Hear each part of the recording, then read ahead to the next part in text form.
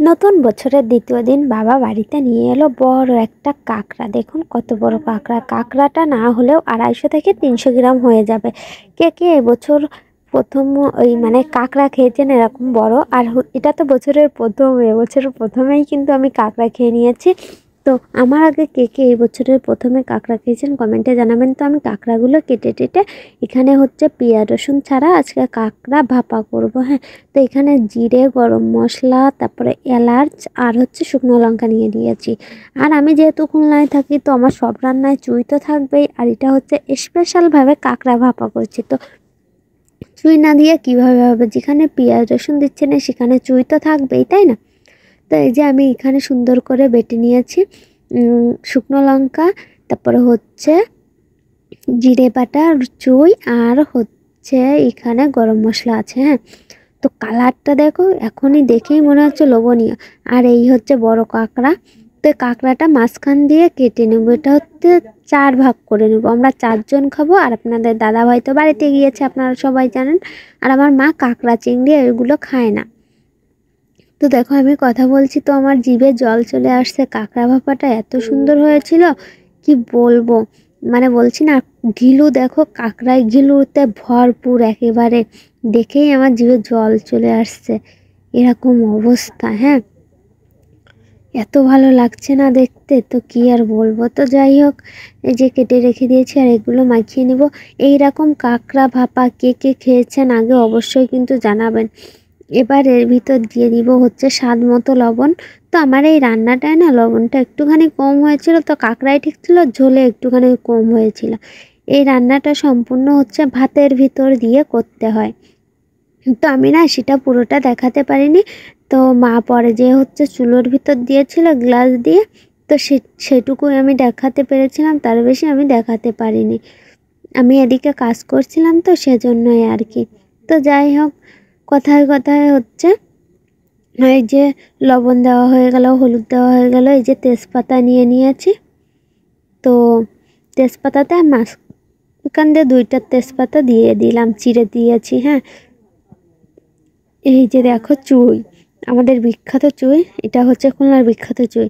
কে কে ভালোবাসেন চুই ঝাল খেতে অবশ্যই জানাবেন। আর এবার এই চুই ঝালটা হচ্ছে একটুখানি ছেঁচে নিচ্ছি, তাহলে ফ্লেভারটা সুন্দর আসবে আর খুব সুন্দরও হয়ে যাবে। হ্যাঁ, আর এখানে যেহেতু পেঁয়াজ রসুন ব্যবহার করছি না, সেহেতু চুই ঝাল তো দিতেই হতো। অসাধারণ হয়েছিল আজকের রেসিপিটা। এখানে দিয়ে দিচ্ছি তেল। অনেকেই বলবে এরকম জমানো কেন? তো আমরা এরকম তেলই খাই, গরিব মানুষ তো, তো কী করবো বলেন। এটাতেই আমরা অভ্যস্ত। আমি জন্মের পর থেকে আমাদের বাড়িতে এরকম তেলই খেতে দেখেছি, কারণ আমাদের হোটেল আছে। তো হোটেলে হচ্ছে এই তেলটা আনে আমার বাবা, সেখান থেকেই নেওয়া হয়। ঠিক আছে, তো যাই হোক, দেখো মাখাচ্ছি, কালারটা কত সুন্দর কালার আসছে, দেখে তো পুরো জিভে আমার জল চলে আসছিল মাখাতে মাখাতে। আর কালকে রাতে খাওয়া হয়েছিল, আজকে রাতে আমি এডিট করছি, কারণ আমাদের এখানে হালখাতা হচ্ছে তো তাই জন্য। তো বন্ধুরা দেখুন কতটা লোভনীয় লাগছে দেখতে, আমি তো পুরো একেবারে পাগল হয়ে যাব মনে হয়। তো যাই হোক, আমি আরও একটুখানি তেল দিয়ে দিলাম এর ভিতর। আর আপনাদের দাদাভাইকে বলার পর এই রেসিপিটার কথা বললো, আমি বাড়িতে নেই, তুমি কেন করলে? আমি বললাম, তোমাকে কে যেতে বলেছে বাড়িতে? আমি তো বলিনি তুমি বাড়িতে যাও, যে ফাঁকে আমি যা পারবো সব খেয়ে নেবো, তোমার জন্য কিচ্ছু রাখবো না, তাই বলেছি। হ্যাঁ, তোমাদের দাদাভাইকে কেমন হয়েছে সবাই কিন্তু জানাবেন। আর এরকম করে কাঁকড়া ভাপা কে কে খেয়েছেন? আর যদি কেউ খেয়ে না থাকেন, একদিনের জন্য হলেও কিন্তু একবার খেয়ে দেখবেন। একদিন খেলে বারবার খেতে ইচ্ছে করবে। আমার বাবা তো কালকে শুধু এই ভাপাটা দিয়েই ভাত খেয়েছে, আর ডিম রান্না করছিলাম সেগুলো কিছুই খায়নি। তো এই যে দেখো, আমি গ্লাসটা আবার একটু টুকটুক করে নিচ্ছি, না হলে হচ্ছে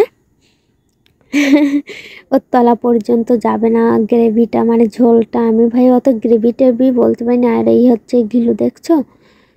ঘিলু তো পুরো সেই, এত সুন্দর হয়েছিল। আর ঘিলুটাও এত সেই পুরো ভাই, বললে হবে না, না খেলে বুঝবেন না, এত সুন্দর হয়েছিল। বললাম না, আমার বাবা তো শুধু এই দিয়েই ভাত খেয়েছে। তো এই যে ঘিলুটা এর উপরে দিচ্ছি, না হলে গুলে যাবে। হ্যাঁ, তাই জন্য এই যে দিয়ে দিয়েছি।